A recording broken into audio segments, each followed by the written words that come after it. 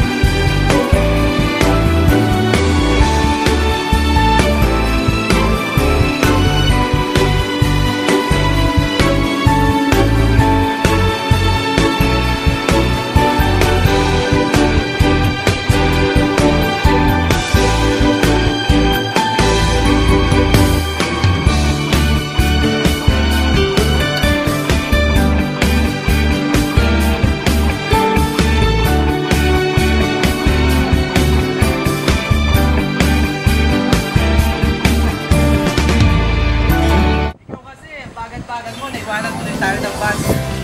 Okay lang yung kuya. Laro tayo sa park. Maaga pa naman eh.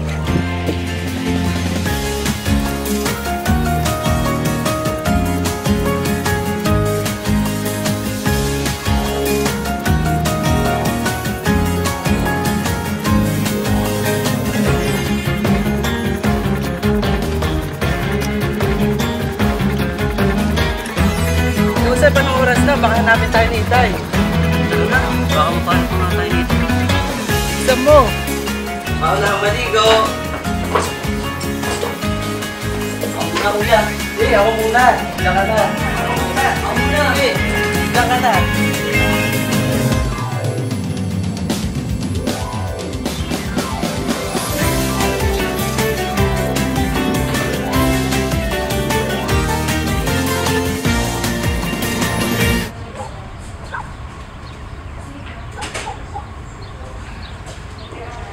Ay, ano po?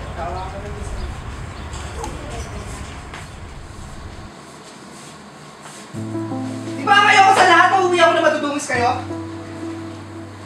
Joseph, hindi ka na natuto? Hindi ka gumaya sa kapatid mo na malinis? Ang tigas-tigas talaga ng ulo mo!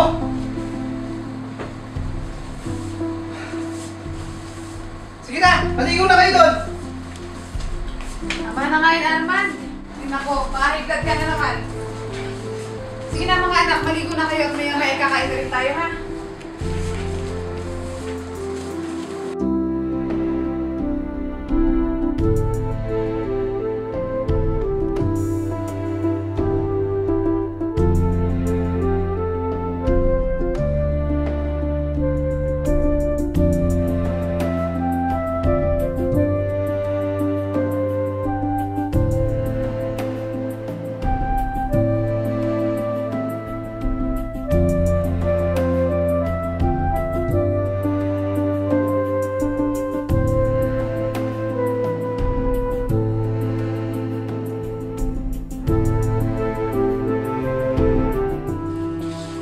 Tay, kain na po.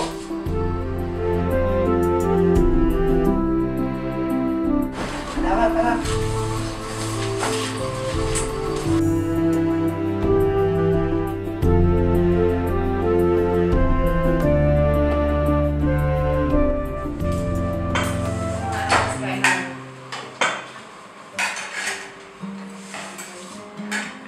Teka, kumusta ang mga pag-aaral mo? Maalala ko, nakatapos lang ng pagsusulit mo. Kumusta ang resulta ng pagsusulit mo? Tay, ito po, tingnan nyo. Wow! Perfect! Anak, may Manang-mana ka talaga sa tatay mo. So proud of you, anak. Joseph, nasa na resulta ng exam mo? Joseph, narinig mo ba ako? Paano yung resulta ng exam mo?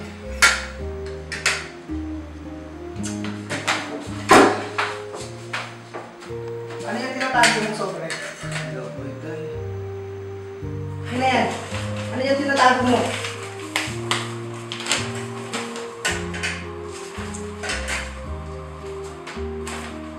Pinatawag kami ng principal sa eskwelahan niyo. Ano na naman problema? Sabi ka na totoo. Naku Arman, tama na nga yan. Maupo ka na muna. Nasa harapan tayo ng pagkain. Magbigay ka naman tayo sa biyaya ng Panginoon. Siya, bukas na bukas din. Pumunta muna tayo sa principal's office at nang malaman natin kung ano ba talagang nilalaman ng biham na yan. Siya, magsikain na tayong lahat. Anak, ako kumain.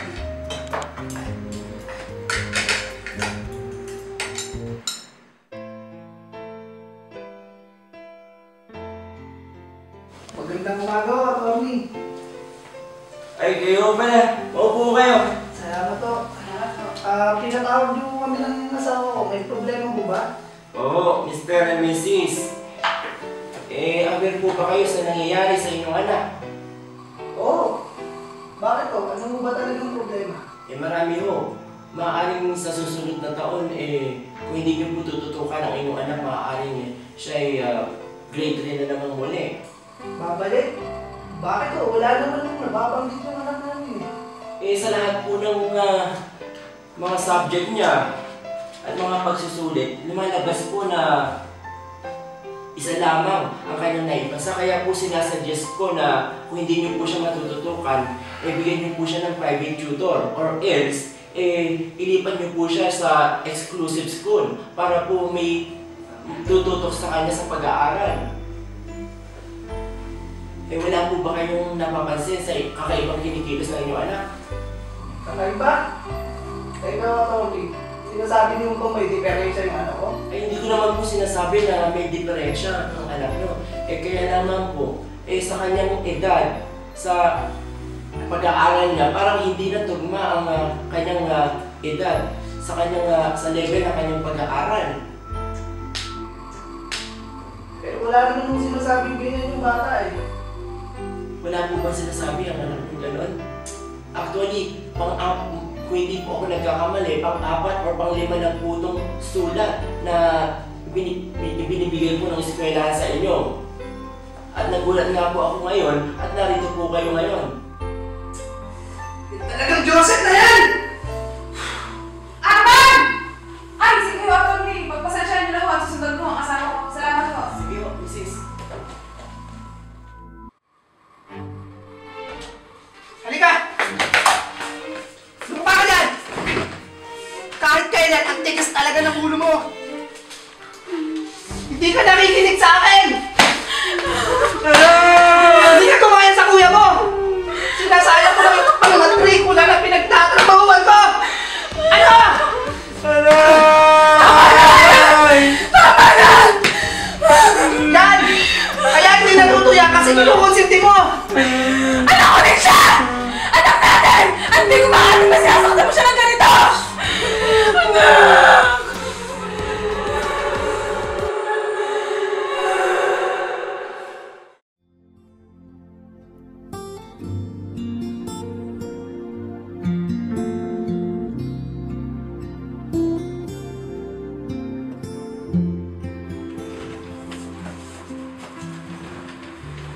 Tay, saan ka pupunta? Naayos na ako. Yan naman yung gusto mo, di ba? Total, di ka na nakikinig sa akin. Tay, hindi po. Mahal na mahal ko po kayo. Promise po, magpapakabait na po ako. Pagbubutihin ko na po yung pag-aaral ko. Huwag mo akong iiwan, Tay. Kasama ako sa'yo. Ay, naku Arman. Sinabi ko naman sa'yo kung gaano kakamahal ng anak mo eh.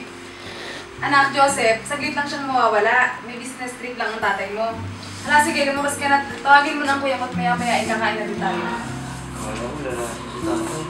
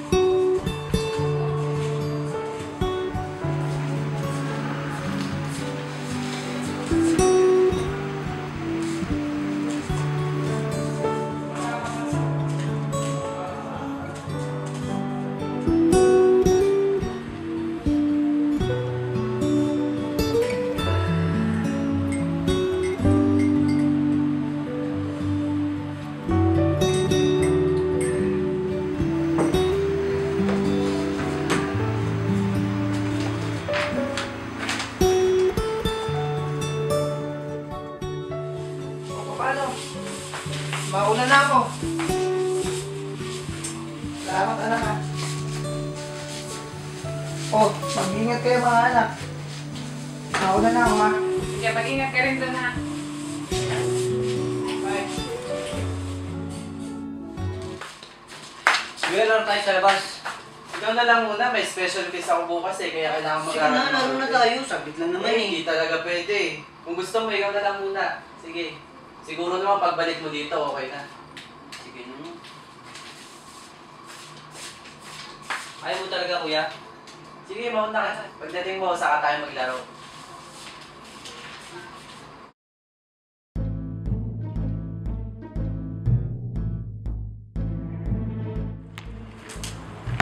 Ampon! Ampon! Di ako ampon.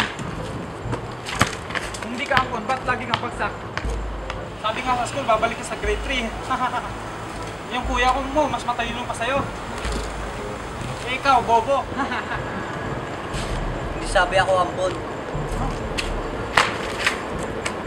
Yung kuya mo, matalino. Ikaw, bobo. Kanino ka nagpana? Hindi ako ampon. Anak ako na yung tatay ko.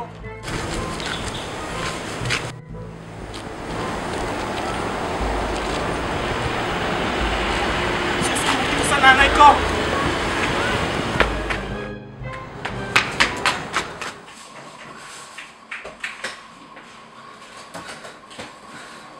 Joseph, saan ka galing? Ba't parang pawis na pawis ka?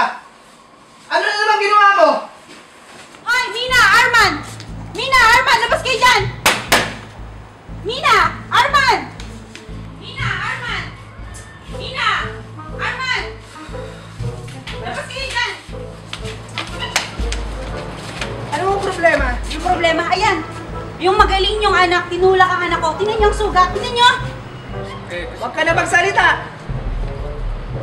Sige, papadala ko yan sa ospital. Ah, wag na! Papagamot ko yung anak mo.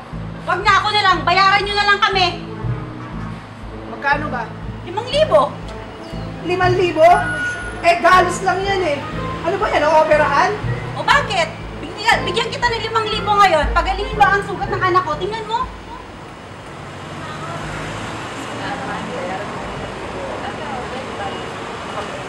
Ano yun, Nina? May sinasabi ka ba dyan? Wala ho, sabi ko, bayaran na kayo ng asawa ko ng 5,000 at baka may infection pa yan ng galos ng anak mo.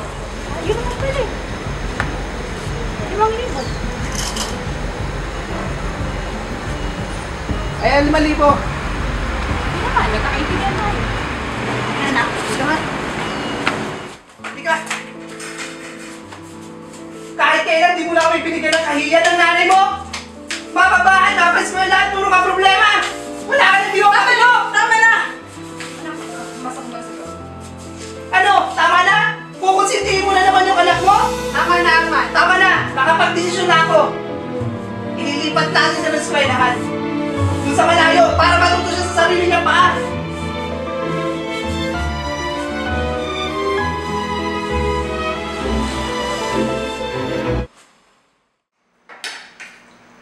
Joseph, pagkatapos mo kumain, mag-impake ka na ng gamit mo. Bakit po ito eh? Iahatid kita sa exclusive school for boys. Doon wala yung nanay mo. Wala yung kapatid mo. Wala din ako.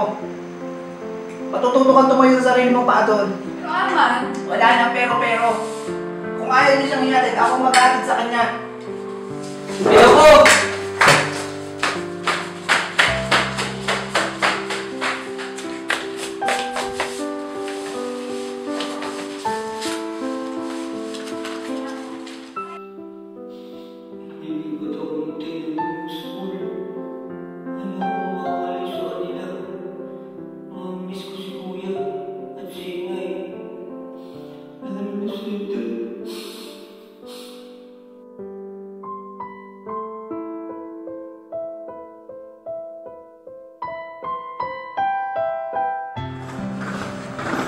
Sir Roy, magandang umaga. Walang maga.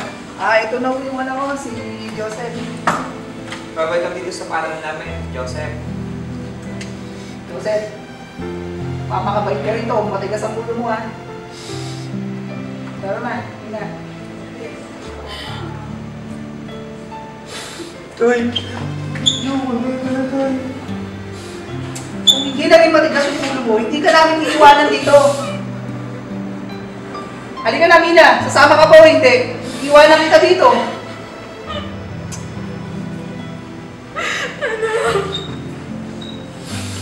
Magpapakabayan ka dito, ha? Hindi ka na naman sinama ang kuya mo pagpasok siya. Huwag kang mag-alala. Dadalamin ka namin dito sa isang buwan.